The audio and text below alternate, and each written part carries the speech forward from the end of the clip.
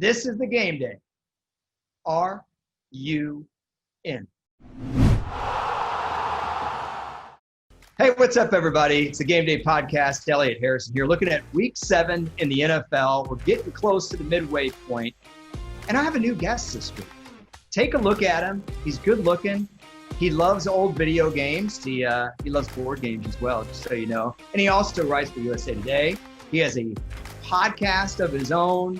It's Marcus Mosher, somebody that I have followed for a long time on Twitter. And dude, it's really good. First of all, just to see you. Like, I've never seen you before. All I see is the Mike Tyson punch-out avatar that our producer Ryan corrected me because I thought it was Tecmo Bowl from Tecmo Super Bowl. So, it's kind of neat to just see your face. Yeah, first and foremost, thanks for having me on. But how did you not know that was Mike Tyson? I mean, come on, everybody that has played any kind of video games knows who that is. So I'm a little disappointed in you, Elliot, but I'll forgive you. And I'm excited to get to this Week 7 slate. A lot of fun games this week. Nice spear from 400 yards there about me not knowing that. But here's what I'd say. I'm not like you. I'm not a gamer who's got a bag of Cheetos and sitting at my desk for 16 hours, playing Tom Clancy's whatever for money. I'm sorry, I'm not that guy. We couldn't afford Mike Tyson's Punch Out when I was young. Oh, so come on. Come on. Upbringing, that's fine. We could only afford G.I. Joe. I didn't even have the swivel grip with my G.I. Joe. So thanks a lot. Listen, we know that you're old, but you're not that old. Come on. I'm old enough to know the value of being gainfully employed. And I want to congratulate you for being the newest member of the Game Day. Seriously, it's pretty cool. I've followed Marcus's work, for all of you out there, for a long time.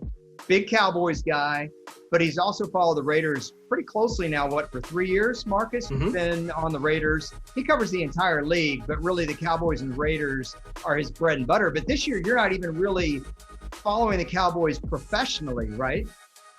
Yeah, just doing a daily podcast on the Cowboys, but I'm on the Raiders beat right now. Yeah. But as of lately, I've been more doing just general NFL stuff. So, at the Game Day, you're going to see me every week do my 5 best betting tips and tricks for the upcoming week, as well as an all-22 breakdown. This week, we broke down why wide receiver runs are becoming a thing of the future, why more teams are using the receivers to carry the ball. So make sure you check all that out on the Game Day. It's funny. It's a really good observation. It used to be called the reverse, but it's really just an end run, or a more common name for it is a jet sweep. It's been used so effectively, but when it's ineffective, it's so bad. You've got a 2nd and 5, and if it's ineffective, you're looking at 3rd and 12. But other than that, what was your biggest takeaway from Week 6 in the NFL?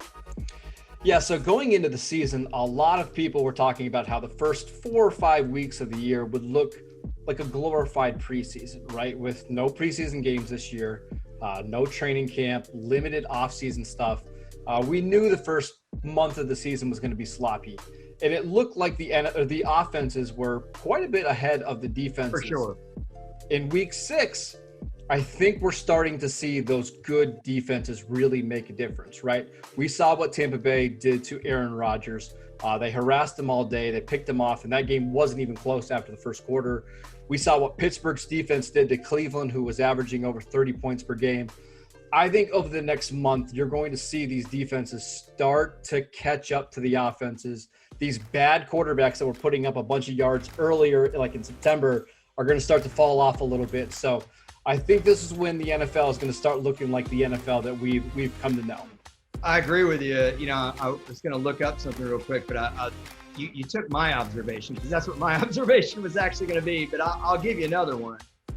The Paul Tagliabue vision of the NFL was parity, and it started it should go back a ways. It really started back in the 30s when the NFL started doing the draft in reverse order of how you finished. That was a way to bring it together. Then they started sharing television money in the 60s.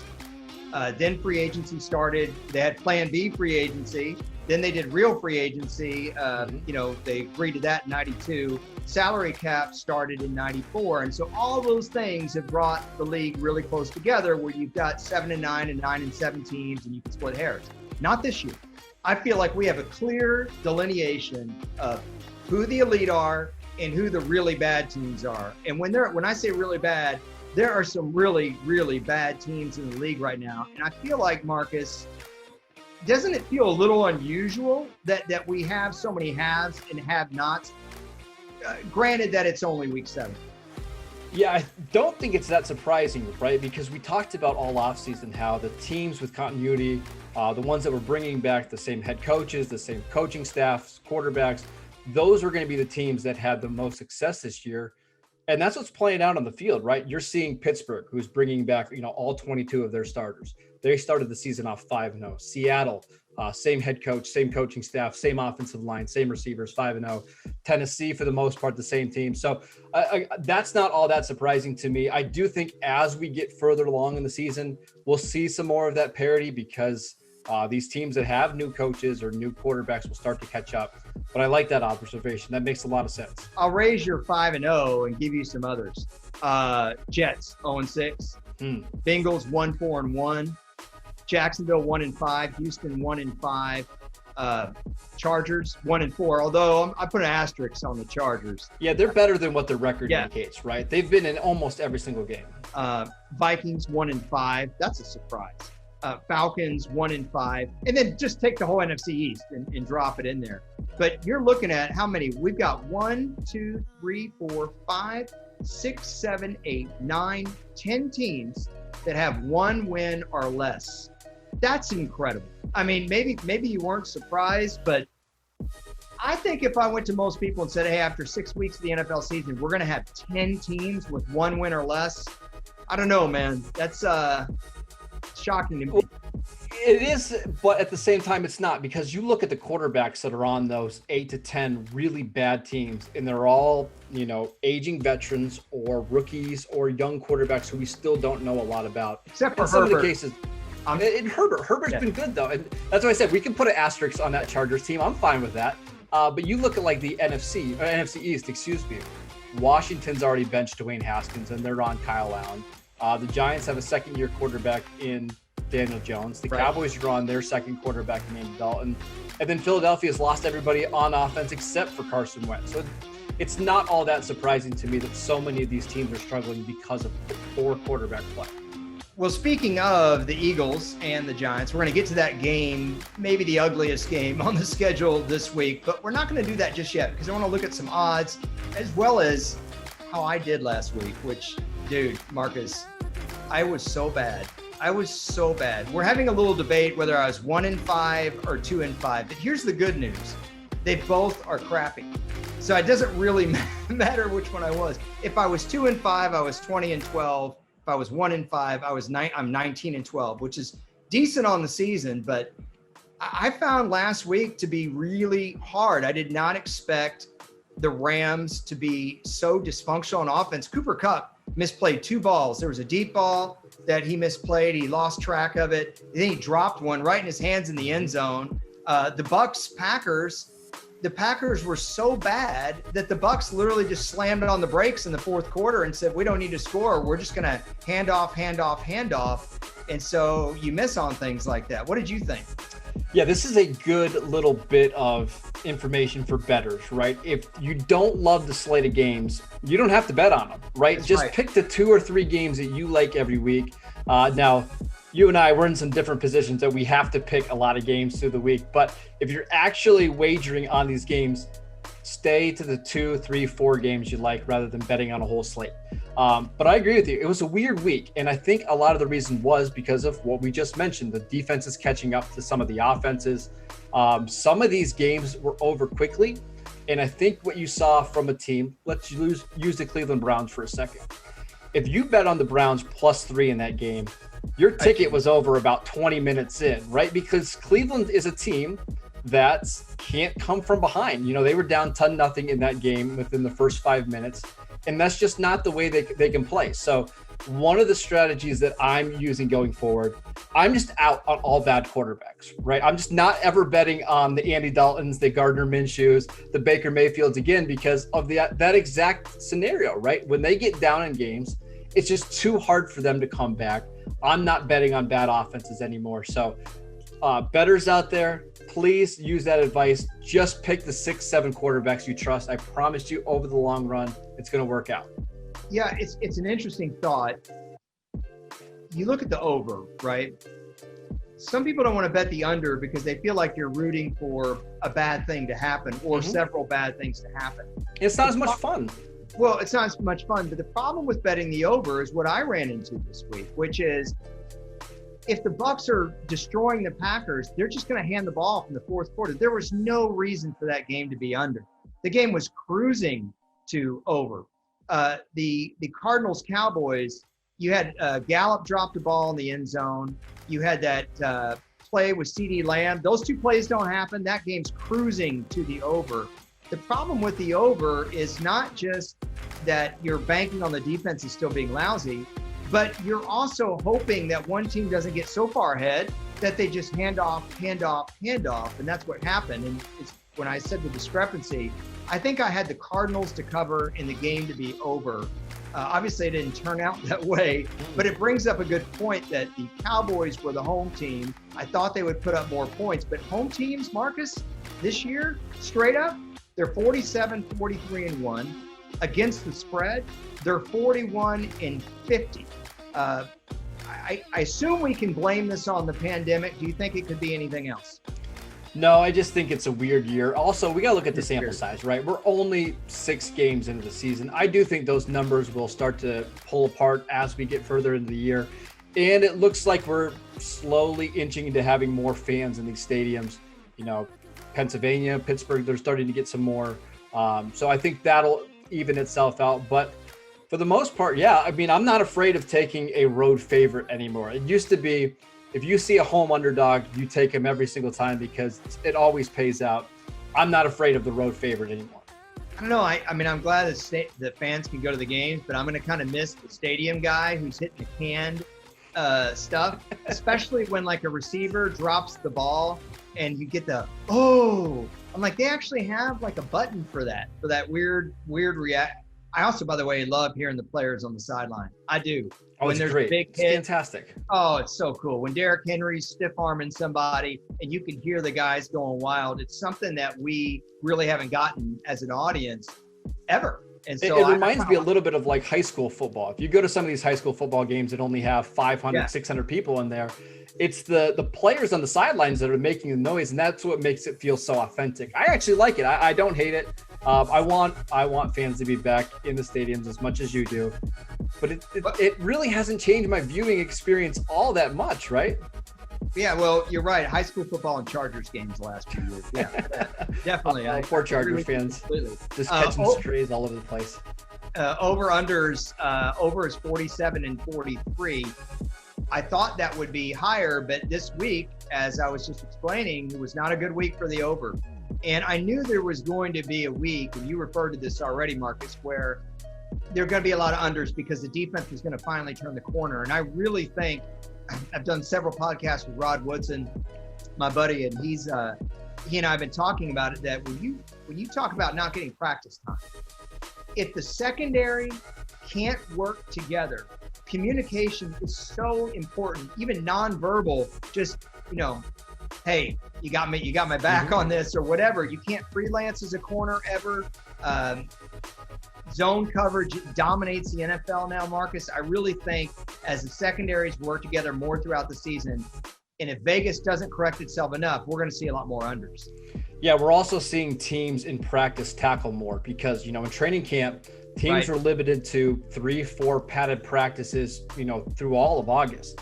Now that we're in the season, most teams are having at least 1, if not 2 padded practices, which means better tackling, fewer missed tackles in a game. All of these things contribute to lower points totals. We're also going to be getting into some weather coming up in the next couple of weeks. Once we get into November and December, the wind, rain, like we saw the Buffalo Kansas City game, the rain completely changed that game. Those kind of things are going to make the under a more popular pick here in the next several weeks. Over under that you've got a Cowboys 70s road blue jersey there in your collection in the background. I actually do not. I do not own a single Cowboys jersey because there hasn't been one player yet that I'm like, I have to have their jersey. Some of the ones behind me are just iconic, right? A Devin Hester or a Reggie Bush from USC. I mean, who is the one go-to Cowboy guy that you have to have the jersey of? Avion Kason. The former running back with the Bill Parcells era. Troy Hambrick. Yeah, there you go. You're talking about all my childhood stars right there. Your childhood. That is so. You could have a Darren Woodson 28 back there. I think that would be a solid way to go. But yeah, you have to go like early 90s if you're going to go with a Cowboys jersey, because anything in the 2000s has been a little rough. But I mean, agreed. It's a little bit out of the picture right now. You can't see it. I do have a Tony Romo autographed picture up in my corner, so that's good. I have to have at least a little bit of Cowboys memorabilia here in the office. It's a good football corner. I like it. I love the Blitnikoff Raiders jersey. It looks good, and the Hester looks great as well. So I'm just giving you a hard time. I want to give you some updated numbers on Super Bowl. It's Kansas City is still the favorite. Baltimore, they're plus 385. Kansas City, Baltimore's 580. Seattle 750, so basically 7.5 to 1. Pittsburgh is plus 1100, which seems awfully low. And then you've got Tampa Bay at plus 1200.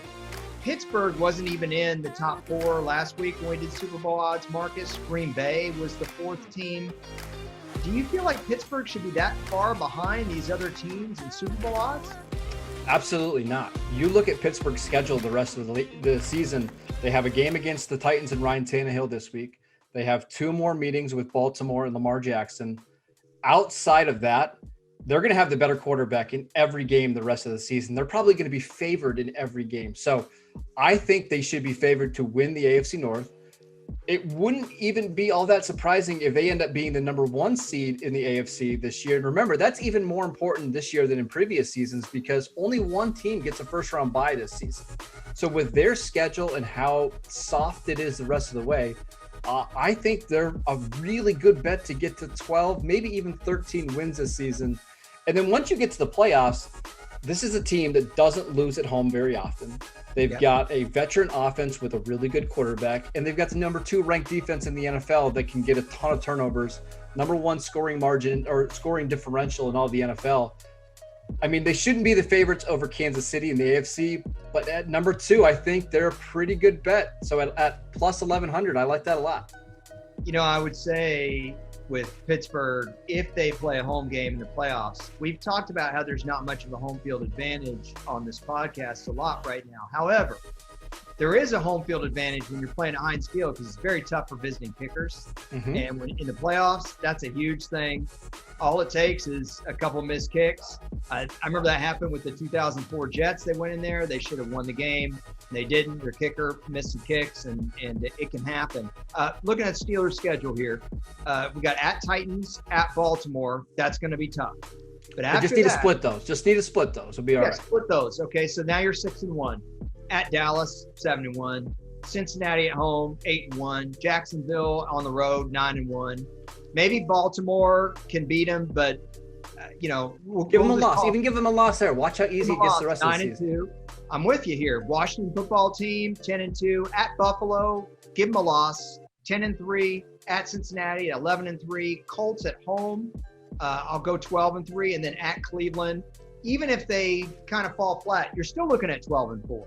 Right. This is a really good team. And I think the schedule is going to help them out in so many different ways. So, yeah, I really like this team as one that could get to the Super Bowl. I don't think the road's going to be all that hard. And also, when you get to the playoffs, think about their potential matchups, right? If they're playing Josh Allen, I love their defense against Josh Allen. If they're playing the Raiders and they're playing Derek Carr, they're going to be able to beat Derek Carr. The only team that I think matches up well with him in the conference is Kansas City, right? They're the only team that can pass the ball and spread them out. Other than that, I love that matchup. I mean, I'll take them against any other team in the AFC. There's one team, I think Baltimore, that definitely could do it. Pittsburgh's got some injuries right now. Linebacker, it'll be interesting playing a running team. The thing with Pittsburgh and Baltimore, though, Mark, is you just never know with those two teams. You just never know. And so that would be the one team I wouldn't want to see them have to play in the postseason. Mm-hmm. But if you're asking me, would I rather them play the Ravens or the Chiefs? I'd rather them play the Ravens. You're right. The Chiefs deserve to be at the top of the Super Bowl odds. I mean, I think I think in this case, Vegas got it right. MVP, interesting. So Russell Wilson is number one. He didn't play last week. He's at minus 140. Patrick Mahomes is plus 400. That's a pretty big difference in the MVP race right there. Aaron Rodgers plus 650. Lamar Jackson plus 1,400. So they're saying 14-1. Derrick Henry plus 4,000. What do you think of that? Yeah, so let's talk about Derrick Henry. What is the number that Derrick Henry would have to get to in terms of rushing yards to be even in the conversation, like the top 2 or 3? Like he has to get to 2,000 rushing yards? Yeah.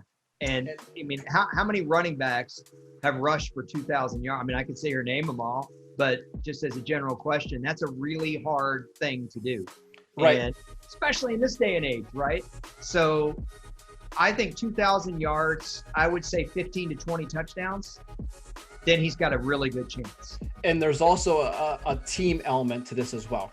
Tennessee would probably need to be the number 1 or number 2 seed in the conference, right, for him to earn the MVP honors over Patrick Mahomes. Because if Kansas City goes 14-2 and he throws 40 touchdowns, they're going to give it to a quarterback, right?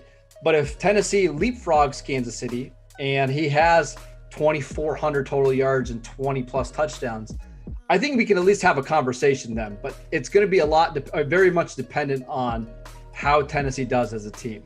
Wait, did you say 2,400 yards? I'm saying 2,400 total yards. I thought you were saying 2,400 rushing yards. No, total yards. Because he runs for 2,400 yards. No, of course, and he breaks that record, of course. I'm saying 2,400 total yards. That's similar to what Christian McCaffrey did last year, right?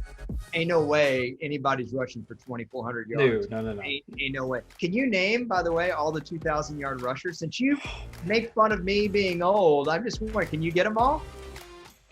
So Adrian Peterson. Yeah.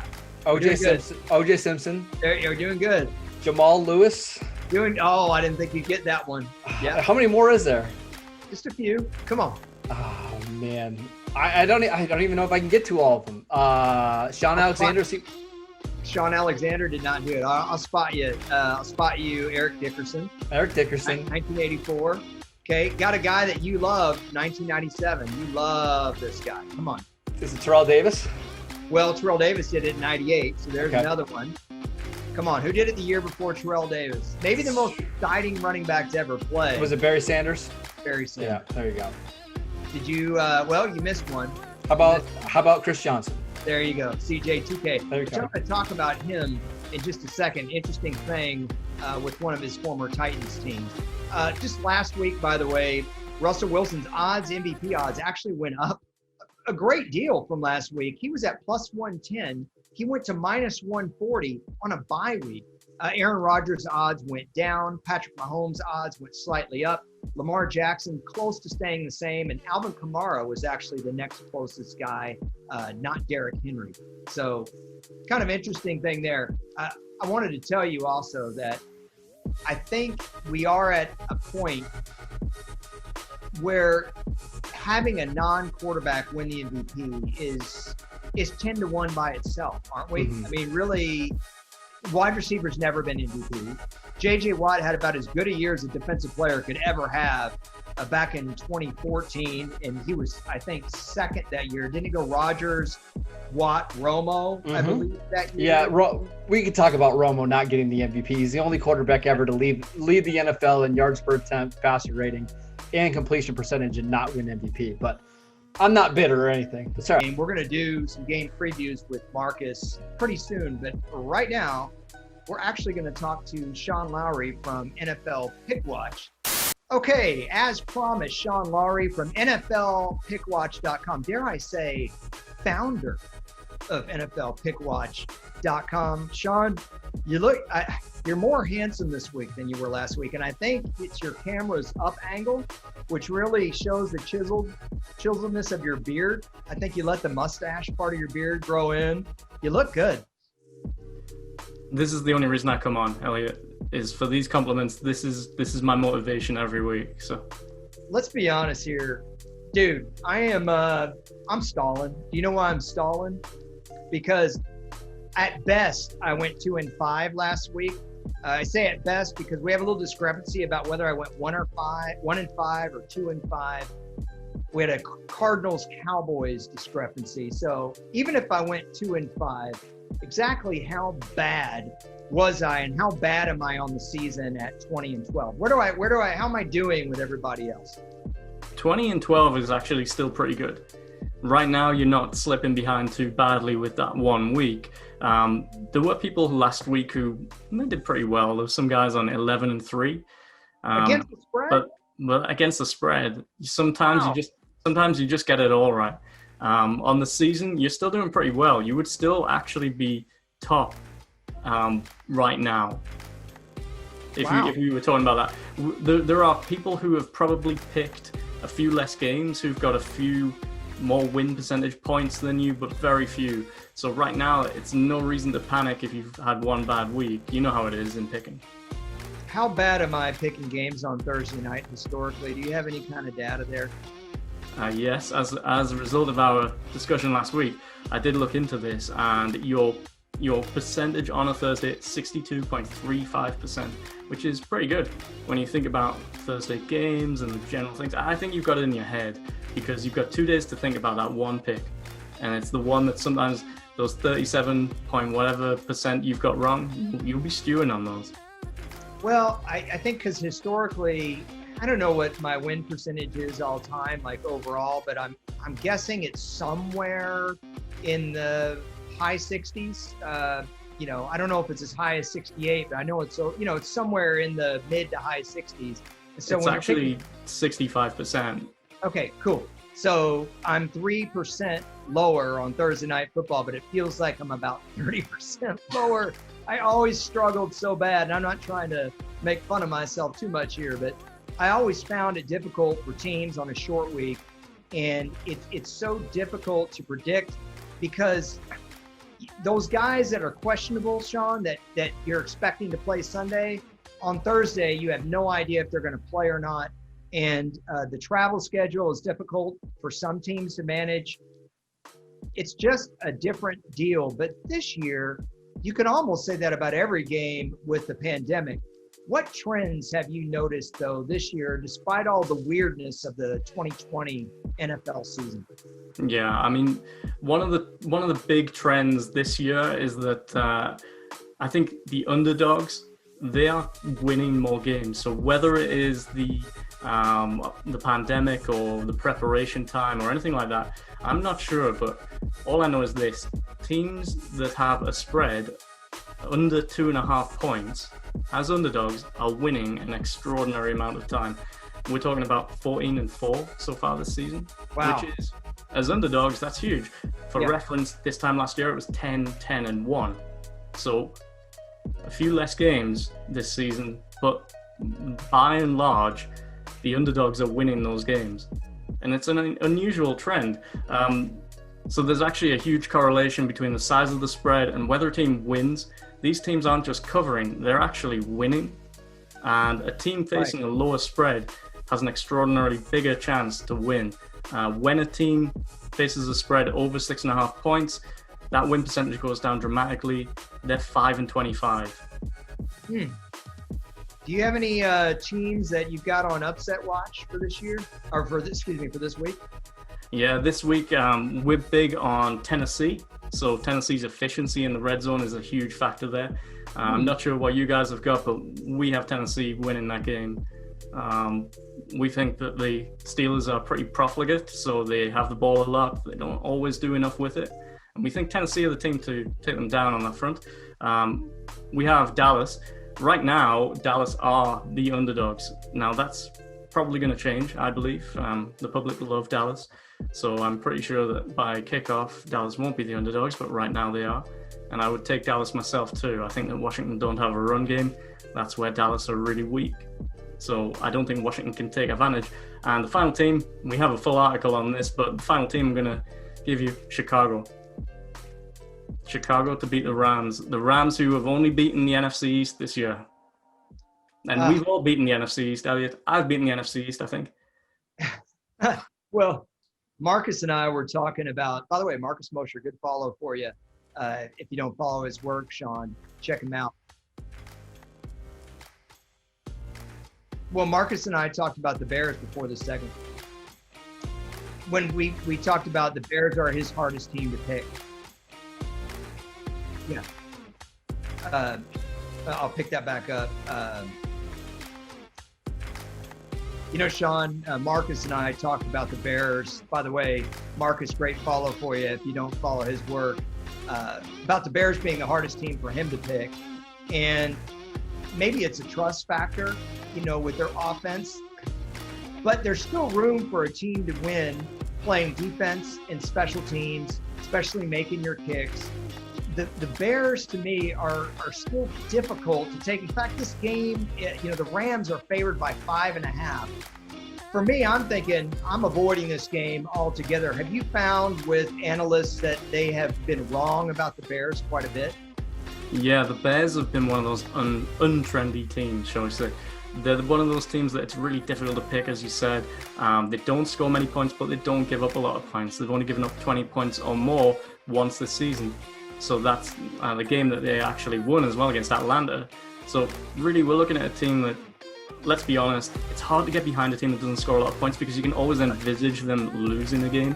You can never really envisage them sort of winning by 2-3 scores. It just isn't going to happen. But in this case, the Rams are kind of similar. So if you look at the Rams again, they've only beaten the NFC East. They've really struggled against the other teams. And they even struggle against the Giants. I mean, that game was a mess. They didn't score many points. They scored 17 points against the Giants. The Giants have got an okay defense, but it's not enough that you would look at it and think, all right, yeah, the Rams are some, 5-6 point favorites. It doesn't stack up. There's some games on the schedule this week that aren't really enticing, that you can't trust the teams involved, like Giants, Eagles. But this is a matchup between teams that could be playoff teams that I don't feel like you could trust, because you're talking about the Bears, but, Shaun, I bet you the Rams have been tough for analysts to pick as well. I know I missed their matchup with the 49ers last week. I missed the over-under, and I missed the line on that game. I also missed on the Rams last week. I think they're one of those teams where, again, offensively, they're flattered to deceive. They'll have that game. They scored 30 points against Washington, and you start thinking, yeah, they're on this. But actually, if you look at the way the analysts pick, they tend to go with the flow. When the Rams are winning, that's when the analysts are right on them. And then they lose, and then the analysts get right off them, and they win again. And you know what it's like to be on the wrong side of that curve? As soon as you start picking against a team, that's when they win. As soon as you start getting on their bandwagon, that's when they start losing again. Do you have any other nuggets that could make us all smarter, or you think people would be interested in knowing? Let me make you smarter, my friend. Oh, I'm ready. Who do you think, if you put $50 on every single team to win this season, who do you think would have made you the most money? If you had a guess. If I put $50 on every team? Money line to win. Oh my gosh. Miami Dolphins. The Miami Dolphins, that's an interesting one. Yeah, I mean, they're pretty good, but it's actually the Raiders. The Raiders. The Raiders. You'd have pretty much doubled your money if you bet on the Raiders. $50 a time. They would have netted you $245 if you'd bet on their 5 games so far. $50 a time, that's $250. You'd have $245 more in your pocket if you bet on the Raiders. The next team, the Bears, $230. Again, like you said, no confidence in the Bears, which means that the spreads, the points that you're going to get, the odds you're going to get, they're going to be better. And the same goes for the third place team, the Titans. You have $175 more in your pocket betting $50 on the Titans every time this year. And that's again because you know what? People making the odds and the public, they can't get behind these 3 teams. So sometimes it's better to be able to pick a team like that than it is to be able to pick the favorites like the Chiefs or the teams like the Dolphins. They're sometimes going to kind of mess you around a little bit because they're going to lose games they should win.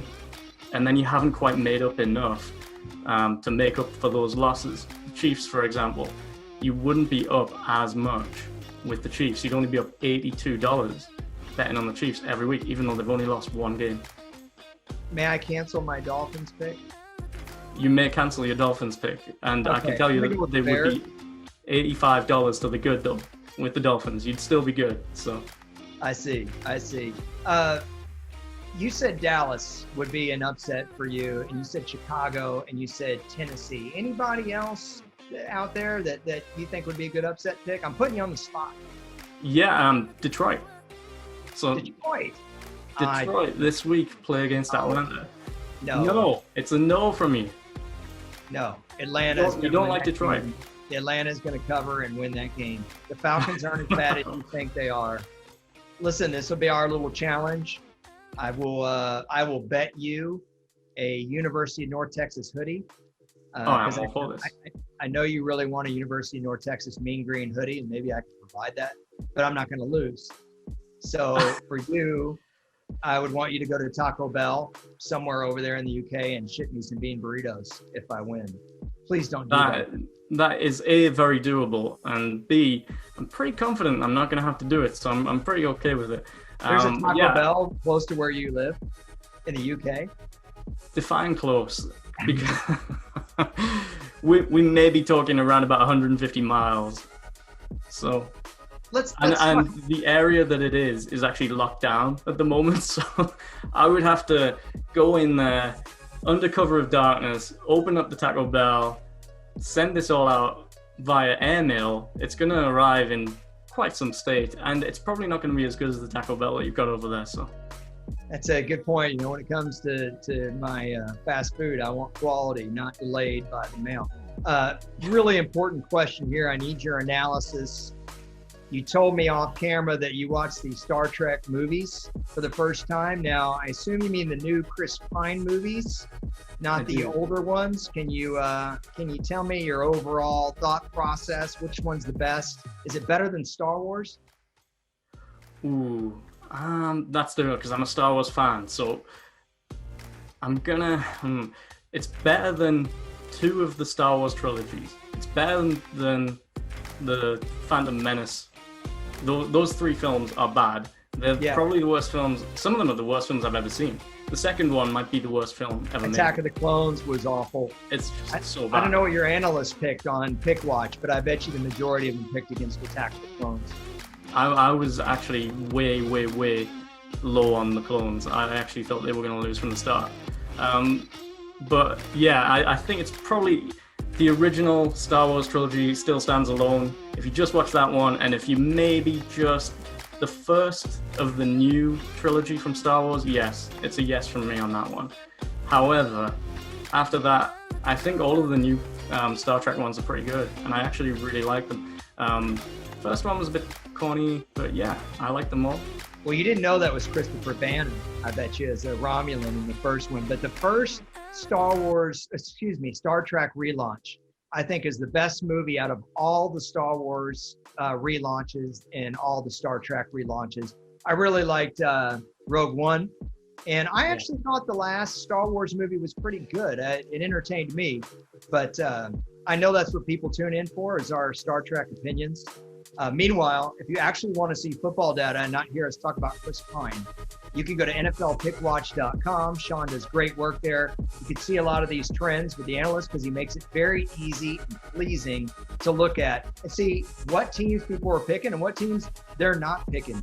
Either way, do not trust Shaun's pick of the Lions. It's the Falcons all the way. And I would stay away from that Bears-Rams game no matter what you do. Either way, Shaun, you look great. Appreciate you coming on, and hope to see you next week. Yeah, I look forward to it, Elliot. Thanks for having me on. You betcha. Hey, we really appreciate Shaun coming on. We're bringing Marcus back in here. And Marcus, Shaun has been doing this since 2012. It's so cool just to kind of see how your peers in the business are doing. And what's really cool too is you see like what people are good at picking what teams. And some teams you're just lousy at picking because you never know what they're going to do. If I said, who's the most inconsistent team in the league where you never know what's going to happen, who would be that team for you? The Bears. I can never figure out the Bears. I think I'm like 0-50 betting on the Bears in the last few years. It just, I never trust their quarterbacks, but I always love the defense. I always think they can keep it close, and they always let me down. So it's Chicago. You know, last week we mentioned my terrible record. I actually wanted to go with the Bears, and then I finally just said, you know what? Skip it. Just skip it. Don't even put your money on it because it's so hard to determine what they're going to do. Another team that's very difficult, and Shaun last week actually told me maybe the hardest team in the league to predict, the Indianapolis Colts over the last few years. They're on a bye this week. The Dolphins have made a change at quarterback. They're on a bye. The Ravens are on a bye. And the Vikings, who really struggled. What a terrible time for a bye week for that group. Those are our bye teams. So now we're going to get into the games. And this is one that, Marcus, you started to touch on earlier with Carson Wentz. We got the Giants at Eagles. If the Giants are going to make anything out of this season, and which I don't think the Giants are a playoff team, but if they have any fascination with thinking that they can do that, maybe fascination isn't really the word for it. Maybe like dreams. Yeah, sure. Of making it, this would be the week, the game that they would need to win. Philadelphia, I think, can take control of the division by winning this game. The Eagles are 4-point favorites. They're at home. The over-under is very low. It's 43.5. How are you seeing this game? Yeah, I don't think this is a good matchup for the Giants. The Giants' biggest problem right now is their offensive line. They just can't protect Daniel Jones. And for as bad as the Eagles have been all season long, the one thing they can do well is rush the passer. Their front four is incredible with Brandon Graham and Fletcher Cox and Derek Barnett. They can get after the quarterback. Daniel Jones is somebody who has struggled to hold on to the ball, not only with interceptions, but fumbles. Outside of their week 5 game against the Cowboys, where they put up 34 points or whatever it was, this has been one of the league's worst offenses. And I don't see it getting better on a short week. I like the Eagles here to win. I would say about the point total, we do see on these Thursday night games, there's typically more scoring than usual, just because that's a short turnaround for defenses, right? Only 4 days to get up to game plan. I don't expect a ton of points in this game, but 45, 46 total, that seems about right. Yeah, so you might have seen my eye line going to my left. I'm still managing Google Docs. I don't understand it. I don't understand the whole reasoning behind Google Docs. You kids, whatever happened to just like writing on a stone tablet, passing it back and forth? Give me a break. Know who also probably doesn't understand it? Jason Garrett, and he's running the Giants offense this season. No, that was not fair. That wasn't fair at all. I don't appreciate that.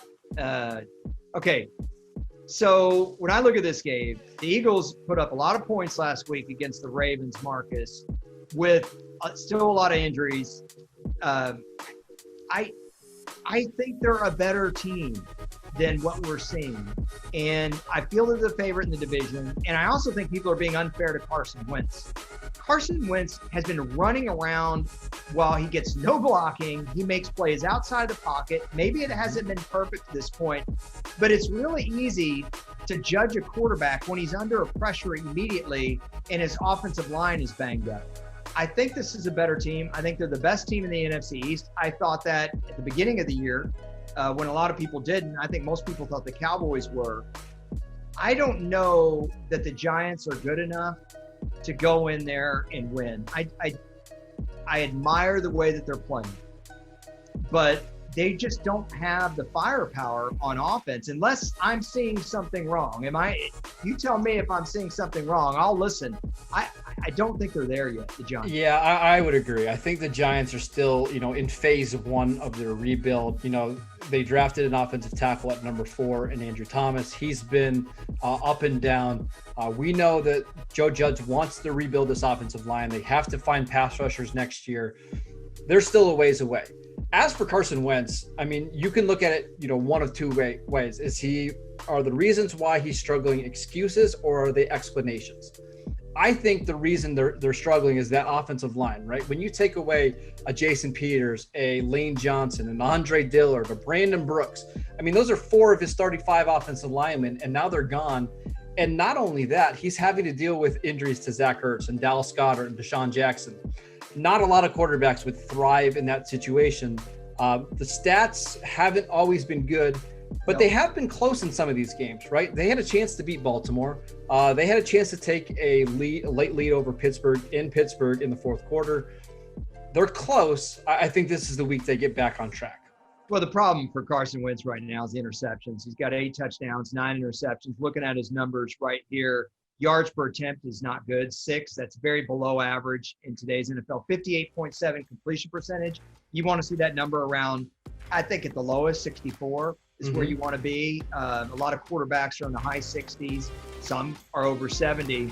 But an 8 to 9 touchdown to interception ratio is not good. But they're not going to have Sanders this week. They're not going to have Alshon Jeffrey. as you just went through their offensive line, it's tough. That's why the over-under to me is better than picking the line in this game. I could see the Eagles beating the Giants by 3 points. They're favored by 4. So my inclination is to say walk away from this game. But historically, I've been awful at picking Thursday night games. Last week I mentioned on the podcast that last year I picked every game of the season. I finished first, but I was under 500 picking Thursday night games. So I'm actually going to go with you and ride your coattails on this one. And I'm going to pick the over, that it's going to be about 45 points, because I think 43.5 is a hair too small. Yeah, especially if you're anticipating some turnovers in this game, right? If you expect Daniel Jones to fumble, or Carson Wentz to throw some interceptions, short fields, some defensive points, I like that a lot. Just one more quick note on the Eagles. They've won five straight games against the Giants at home. I expect that to be 6. I'm not as big on those kind of numbers, and I'll tell you why. Because it covers multiple coaching staffs and multiple personnel. And so while I used to follow those trends, Marcus, and it would inform my decision-making, coaches don't last as long as they used to. Players don't stay on the teams as long as they used to. So it's really hard to cover trends unless you're covering the same regime, like the Jason Garrett era, for example. I don't think you can compare Mike McCarthy's Cowboys to Jason Garrett's Cowboys, or, the Giants of the past to the Giants this year. But that's just a little offhand note. I didn't mean to poo-poo your trend, by the way. No, that's all right. I think they're more valuable, too, when the teams play each other twice a year, like this in the NFC East, right? Oh, that's a good point. Very good. And Doug Peterson has traditionally done very well against the Giants. It's a lot of the same players over the last couple of years. So I get what you're saying, but for the most part, I do believe Philadelphia is just a better team here. Doug Peterson appreciates your support. Pittsburgh Steelers, the Tennessee Titans. The Steelers, 2-point favorites. The over-under is 52, and I'm inclined to take the under on this. The line at 2 points is a really tough line to me. How do you see this game? Yeah, first of all, I would highly recommend shopping around for different lines, because while that is 2 in some places, Tennessee is still favored in other sports books. So make sure that you're shopping around for the best line. Again, I don't see this game setting up very well for Tennessee. Their entire game is built off running Derrick Henry and then using play action. Pittsburgh's the number 2 ranked rushing defense in the league, allowing just 66 yards a game. Their interior of their defensive line with Cam Hayward, Tyson Alualu, and Stephon Tuitt, I don't think there's a better 3-man front in all of the NFL. With the Titans losing some offensive linemen, I think Pittsburgh's going to dare Ryan Tannehill to throw the ball down the field. And with this shaky offensive line now, I just don't trust them. I think it's also worth noting the under has now hit in 9 of the last 13 games for Pittsburgh. This is one of the best defenses year in, year out. They know how to take away your strengths. I'm looking for the under to hit in this one. By the way, Devin Bush out for the Pittsburgh Steelers. That's a big injury when you're playing Derrick Henry. So while I agree with you about the way the Pittsburgh front 7 is played all together, it's not going to be quite the same personnel package. And if it was a different team, Marcus, then maybe I wouldn't mention it. But it is Derrick Henry. It is the Titans. Mike Vrabel is committed to running the football. So that's a little bit concerning. That's why I don't want to touch the line on this one. But I'm going to go with you here and go with the under. And this game is interesting to me. Carolina's lost 6 of the last 7 in New Orleans. I think the game that they won was actually a garbage game. Didn't have any meaning in the standings. The Saints are favored pretty heavily here, 7 points. The over-under is 51, so a somewhat high over-under. Marcus, of those 2 lines, which one do you like better? Yeah, I like the over here. The over is now hit in 5 straight games for the Saints. I think people are holding on to what they thought about the Saints defense last year, because what we saw in 2019 was one of the top 5 or 6 units in the NFL. They haven't been quite the same this season, so we're seeing more shootouts. The Saints offense, again, hasn't been great either, but they can get to 27, 30 points relatively easy. Carolina is a defense that has really struggled this season. But as for the actual line, does Teddy Bridgewater get some revenge here? This is his first game against the Saints since being there last year. I kind of thought they made a mistake by letting him go. He was 5-0 as a starter with New Orleans last season. I would not be surprised if Teddy puts up a pretty good game in this one. So you got the over on this? I got the over. You know, I want to take the Saints to cover that, but we don't know if Michael Thomas is going to play, which is really important. So, we're taping this on Wednesday. I'm going to go with you on the over with that being unclear right now. The Teddy Bridgewater angle is interesting. I'm sitting here thinking about what you're saying, and I'm like, yeah, might be a little ticked. Little Teddy time. I mean, 7.5 is tough because you can pretty easily see the way that, Carolina covers and still loses this game, right? If they're down 14 late in the game and Teddy gets a cheap touchdown just to count it to one score, you can 100% see it. So again, this is another one where I'm probably staying away, but I do like the over quite a bit in this one. Let's go to the next game, Seahawks Cardinals. And that's my way of saying Panthers Saints is a little boring. Seahawks and Cardinals is more interesting to me because Seattle is coming off of a bye. Marcus, I think all 4 NFC West teams could end up in the postseason, which would be remarkable. I also wonder, without a pass rush, can Arizona make life uncomfortable enough for Russell Wilson to actually win this game? Because if Arizona fancies itself as a team that can contend for the division, this is a game that they need to win. I know it's not a traditional home game, but they've got to win these kinds of games. The line right now is Seattle's favored by 3.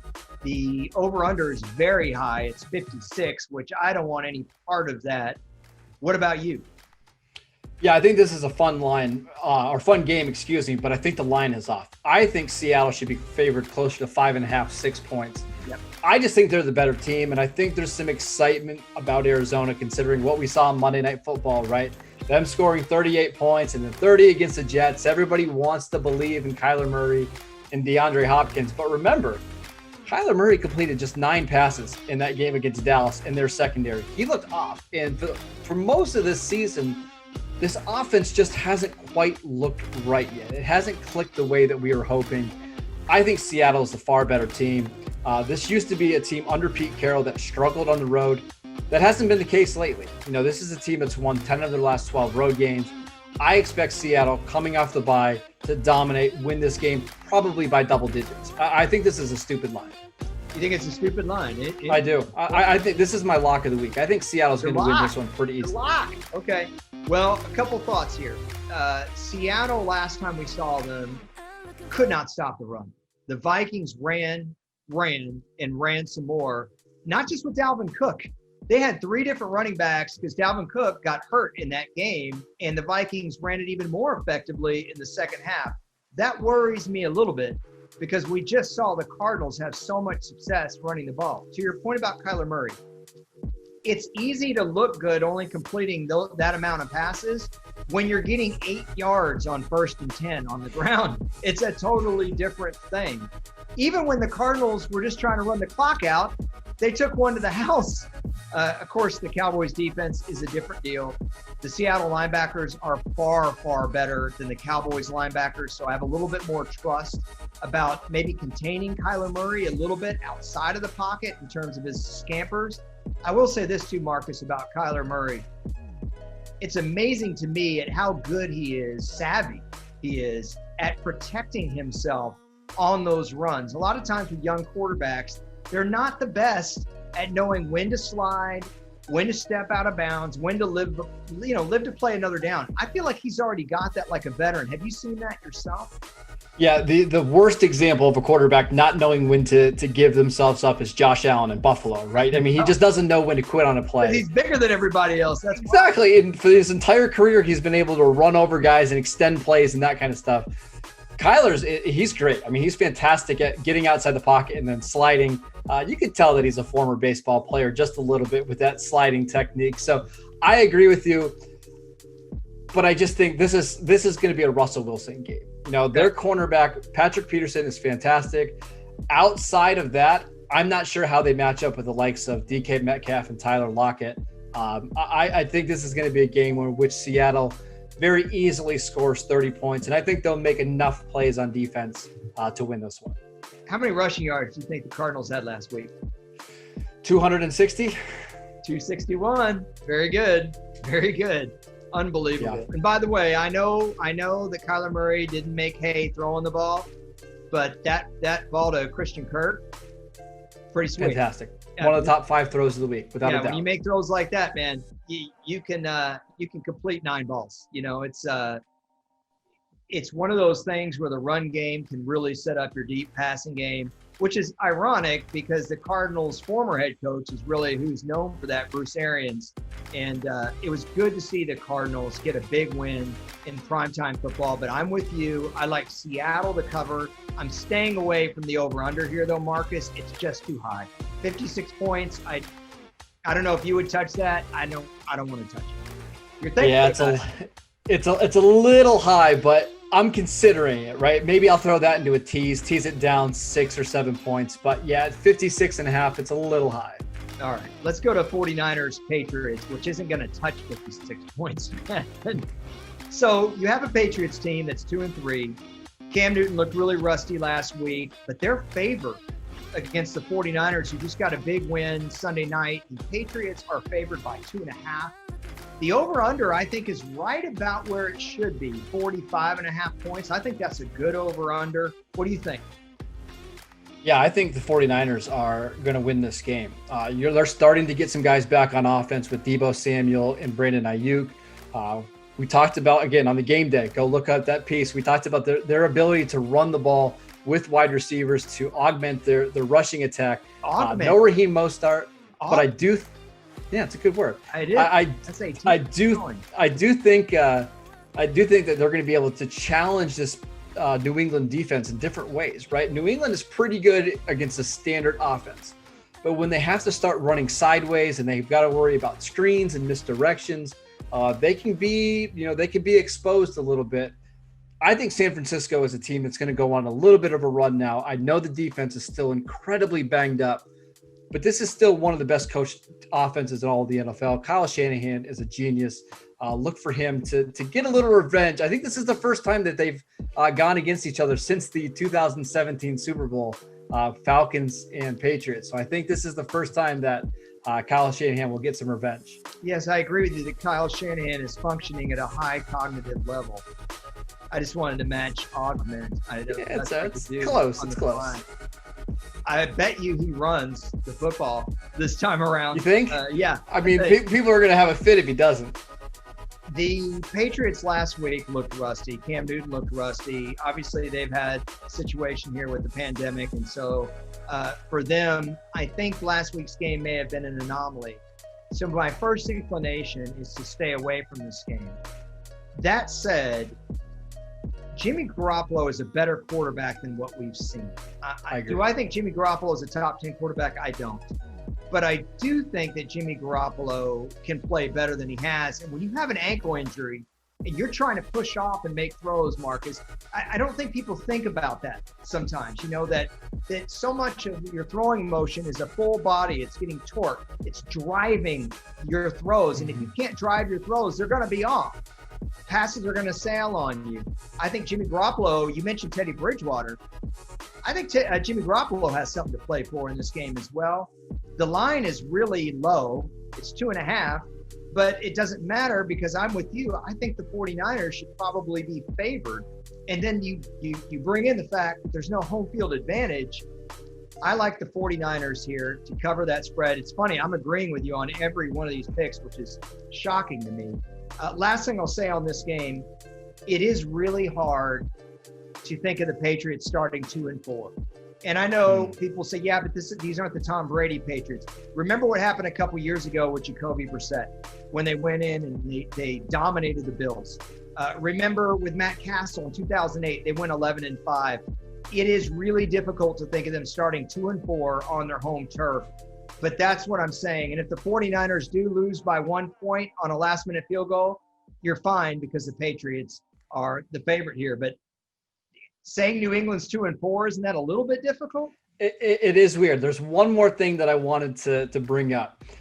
The special teams difference in this game, I think, is going to decide it. I don't think the Patriots trust their kicking situation at all. Nick Folk has been so up and down, where the 49ers do. They have one of the best kickers in Robbie Gould. If this is going to be a one-score game, give me San Francisco special teams and what they can do with Deebo Samuel back there returning kicks and punts. It seems so insignificant when we're talking about these games, but that's really what decides these really close contests. Yeah, we were talking about defensive players earlier in the conversation being MVP. Every time I watch Fred Warner for the 49ers, fantastic. I'm impressed. Yep. He's a smaller linebacker than what we from the days of Patrick Willis, but he makes plays all over the field. He's great in the run game. He makes plays in the passing game. He just has so much energy out there. And if you haven't seen this guy play yet, let me tell you, because there are other players in the 49ers that have commanded more attention traditionally, Bosa and Richard Sherman. But I'm a big believer in that guy. And San Francisco, not only could they win this division, but as I said before, that whole division might be in the playoffs. So even if the 49ers only finish, 9-7 or 10-6, it's not necessarily reflective of how good that team is because they're in the toughest division in football. I agree. I'm going to give you one more defender to watch out for on the 49ers side of things. Jason Verrett, a former first-round pick from the San Diego Chargers. He's finally healthy, and this is a corner with unreal athleticism and quickness. He can play on the outside, can play in the slot. He's one of Pro Football Focus's highest graded cornerbacks through the first 6 weeks of the season. I'm just so excited that he's back on the football field. He's a joy to watch. My over-under was 30 minutes that you had mentioned Pro Football Focus, so I don't know how I did in the podcast. There you go. We're close. Yeah. He went to TCU, didn't he? I'm not, college is where you can get me. I'm right about it. I think he was in the 2014 draft. Jason Verrett was. Boy, lost the better part of how many seasons to injury. He was a really good corner when he came out, and it's great to see him play well. And imagine if the 49ers did have Richard Sherman healthy and Jason Verrett healthy and that front seven healthy. They wouldn't need Jimmy Garoppolo to play great football. They've done a great job managing those injuries. Better job than the Eagles have done, better job than some of the other teams in the league have done. Let's go to the next game here. Bucs Raiders. I know you follow the Raiders really closely. Bucs are 3-point favorites in this game. The over-under is another high one at 53.5. What are you expecting here? Yeah, this one's interesting because I do think if the Raiders were 100% healthy, they do match up with Tampa Bay pretty well. They've got a ginormous offensive line that just knows how to run the ball. They can throw the ball to Darren Waller. They can throw to Hunter Renfrow. My concern is Trent Brown, their Pro Bowl right tackle, went on the COVID reserve list today. I don't expect him to play, in this Sunday matchup. That means Sam Young, a former Dallas Cowboy draft pick from way, way ago, is going to be starting at right tackle. That makes me a little nervous. I just think Tampa Bay is a tick better in this one. They've got Tom Brady on a national stage. I expect this game to be close, so I'm actually staying away from picking the Bucs -3. But I do like the over a little bit in this one at 53.5. The Raiders are averaging over 30 points per game this season. Their defense can be exposed. I'm looking at both teams to score in the upper 20s, allowing that over to hit. So you're staying away from the Bucs with a pretty low line there at -3. I wonder why.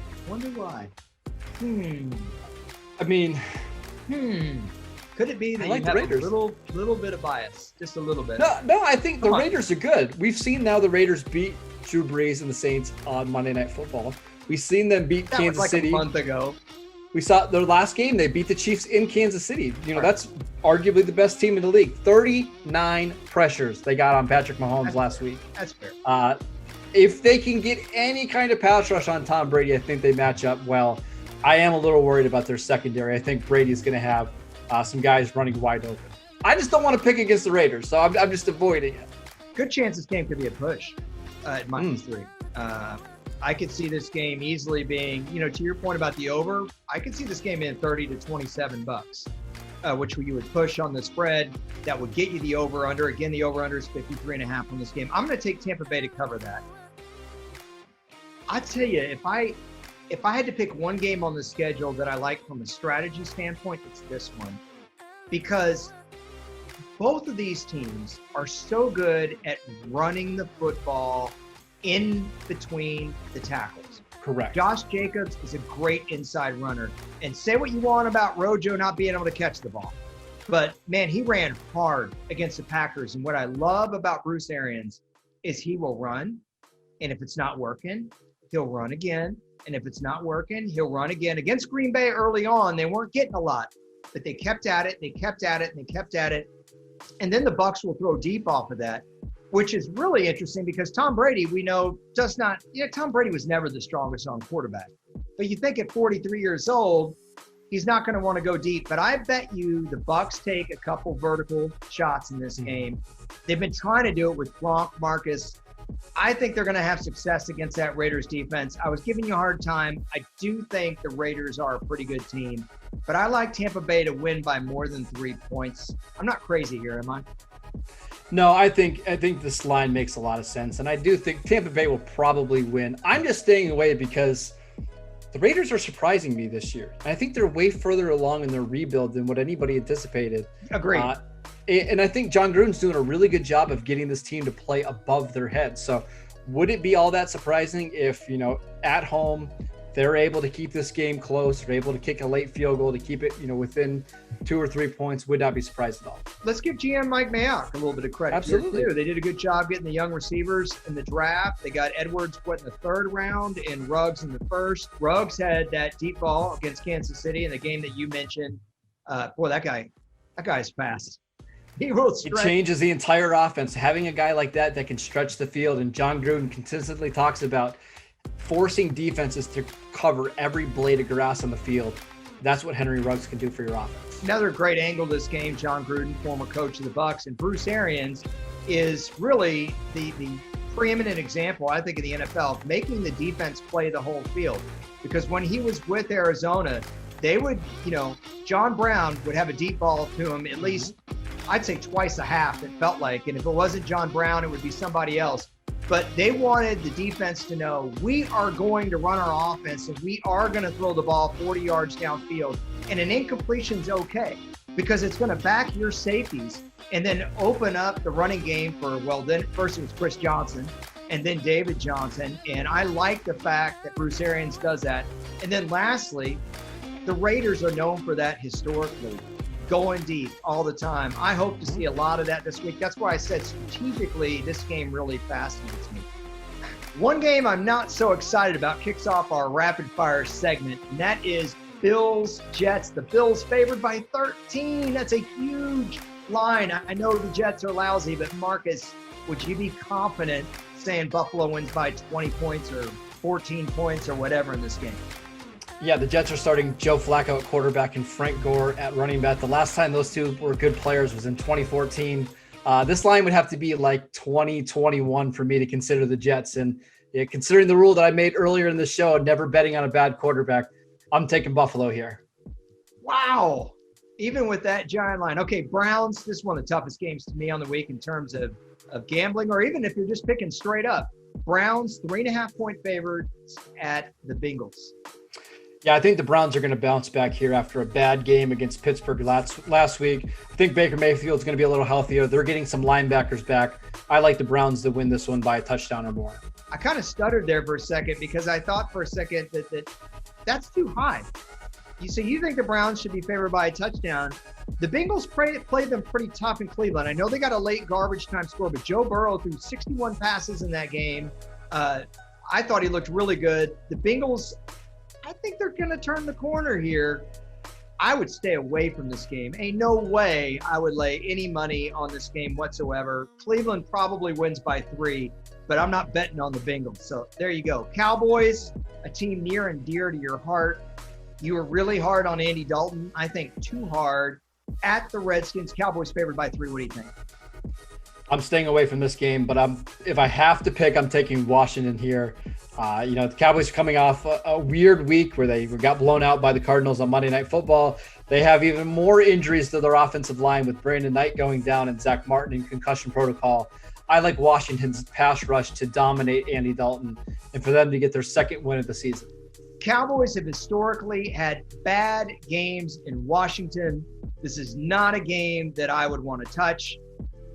Cowboys favored by 3. I don't think the Cowboys should even be favored in this game, frankly. So that's my take on that. Now, I am making a pick on our next game. Lions at Falcons. I know everybody thinks the Falcons are awful. The Falcons are favored by 2.5. I think that they cover that, Marcus. I've got Atlanta to win this game. What do you think? Yeah, remember when you asked me about which teams I struggle with betting and I always lose on? The Falcons are another one. I just struggle so much because you look at the talent with Matt Ryan and Julio Jones and Calvin Ridley. You would think that they would win 10, 11 games every year. But for whatever reason, it doesn't always work out. But I like them to win this one. The Lions have one of the worst pass defenses in all of the NFL. I'm looking for Atlanta to score in the upper 20s, 30 points in this game and win this fairly easily. Well, we're agreeing on way too much stuff. I know this is weird. We need to differ on one of these. I mean, I've differed from you a little bit, but not enough. Not enough for my liking. Okay, this is my sucker game of the week. Packers are 3.5-point favorites at the Texans. I think most people are going to be like, oh, yeah, I'm Green Bay all day on that. You know, the way they struggled protecting Aaron Rodgers against Tampa Bay, David Bakhtiari left that game. It wasn't a serious injury, but if they're having more problems up front like this, or like that rather, this is the kind of game, we used to call it trap games. I don't think you can call it a trap game because the Packers lost so bad last week. Usually a trap game is when you're rolling, you play a lesser team on the road, and you get beat. Do you think Houston has a chance here, or am I being pie in the sky? I think this is going to be one of those historic Aaron Rodgers games where he throws for 350 yards and 4 or 5 touchdowns, and he just comes out and reminds everybody that he's the MVP candidate that deserves this one. I've looked at this game from every angle. I know Deshaun Watson's fantastic. J.J. Watt's really good. I just don't see a way that their defense can stop Aaron Rodgers. Give me the 3.5 points here. I think the Packers are going to cover that spread. One little thought on that. Deshaun Watson has had a history of having huge games when he's in a track meet. He has been able to go mano-a-mano a lot of times in his career. I remember the first big one was at Seattle. I believe it was his rookie year, and he and Russell Wilson were going back and forth. If Aaron Rodgers plays like that, I think Deshaun Watson can match him. And I see Green Bay possibly winning by only 3. So what really scares me here is that 3.5-point line. That's why I don't want to touch this game. This next game, I might be more willing to touch. It's Jags at Chargers. Chargers 7.5-point favorites. I know 7.5 points is always tricky. What do you got? This is the game that I'm probably going to watch the least of this week. It's not entertaining to me at all. It's not going to be in one of my boxes when I'm watching Red Zone or, the ticket. So I'm taking the Chargers here. I love a little bit of Justin Herbert. I think he's fun. The Jags, I think, are in the market for a new quarterback, and we'll see that here pretty soon. I'm with you. I got the Chargers to cover on this game. Justin Herbert is due for a win. The Chargers have not played well at times on defense, but I think they're due. And earlier in the podcast, when we talked about the really bad teams in the league in terms of standings, we agreed that really there should be an asterisk next to the Los Angeles Chargers. And I still believe in Anthony Lynn. I think he's a good head coach. I think the Chargers are going to end the season at least 500, if not better. We'll see if I'm right on that. Chiefs, big spread here, 10 points in Denver. Is it too rich for you? This is one I'm probably staying away from too, just because it's double digits and Drew Lock had played well against Kansas City last year. The Chiefs don't look 100% right yet. Something still feels off. You know, they lost to the Raiders. They didn't look great against Buffalo. Maybe this is their get right game, but AFC West games can always be kind of weird. I'm staying away, but if you're forcing me to pick, I probably take the Broncos plus 10. Oh boy, I really want to make a pick in this game, and I think I'm going to have to say walk away. It's because of that spread. You know, there are always games, Marcus, where Vegas does its job, and you look at it and you say, you know, that's the right spread for this game. And when you see that, you got to walk. You got to walk. Do you remember the significance of this game though? Kansas City at Denver, 2017. No, fill me in. This was Patrick Mahomes' first start, I believe, in a meaningless game. Yeah, week 17, you're right. It was week 17, and Alex Smith, I believe, led the NFL in passer rating that year. He had a good year. But Andy Reid's like, oh, let's take a look at Patrick Mahomes. He played okay. And we saw a little bit of what he could do. I don't think anyone was expecting what he did in 2018, but I always remember this game because of that. And, I think Patrick Mahomes, if he's not the MVP of the league this year and Russell Wilson is, I think we can safely say that he's the face of the NFL. I agree. I think this is going to be a fun one. I think this is going to be one where a lot of back and forth scoring. We saw Drew Lock last week against New England. I know they only put up 18 points and they kicked 1 million field goals, but he had a couple drops from his receivers on just absolute dimes down the field. So I think in his second game back from that injury, I think he's going to look good. I think this has potential to be a pretty fun game here in the AFC West. Yeah, we were supposed to go rapid in this segment, and I'm sitting here like giving you, next thing you know, that's all right. That's what happens. Old Chiefs Broncos game. So Bears Rams. Rams are 5.5-point favorites. They did not look functional on offense against the 49ers. Cooper Kupp and Jared Goff just couldn't line up. Meanwhile, the Bears keep winning because of their defense. This is a tough game to pick. Yeah, a couple of years ago on Sunday Night Football, we had a Bears-Rams game. It was the first game that the Bears, it was the first game the Rams really were slowed down by anybody. It was the first time anybody shut down. Yeah, Sean McVay. Yeah. I like the Bears here. I think they're way better than what the point differential shows. And I know a lot of people are calling them paper tigers. There's just something about this team that I like quite a bit. I think it's a field goal game, so give me the 5.5 points in Chicago. I can't do it. I cannot. I'm with you on the Bears overall. When we talked earlier in the podcast that you said the toughest team for you to pick are the Bears. So I'm not going to trust you now with your Bears. No, you shouldn't. I mean, again, I'm breaking my own rule here because I said don't trust Chicago and don't bet on bad quarterbacks. And I'm doing both of those here, picking Chicago. But listen, I'm a sucker for the Bears, so I'm taking them. The problem is the inconsistency at the quarterback position. Jared Goff has been really tough to trust all the time. I still think he's a good player. Nick Foles he seems better as a long reliever than a long-term starter. So this 100% agree. Yes. Really, really tough. And then you throw in, you don't know how much of a home field advantage there is in the league right now for the Rams or for any team for that matter. And then the oddness of this line, 5.5 points. A pick six either way to turn this game. I don't feel comfortable with you betting on this game. And you can't listen to Marcus because he's terrible picking the Bears. And I was terrible last week, so I'm not going to give you a pick on this game. So coward. I say I'm just calling you a coward for that pick. That's okay. That's okay. I say this is a void game, but I'm interested to see if the Bears can get another quick win. Hey, Marcus, this was fun, man. You did a great job. Congratulations on the new gig at the game day. You can buy groceries on the reg now, which is great. And I don't agree with all of your thoughts, but I'm ashamed to say that you and I were in lockstep on almost every one of these games. I'm trying to think where we really differed, and there really wasn't much.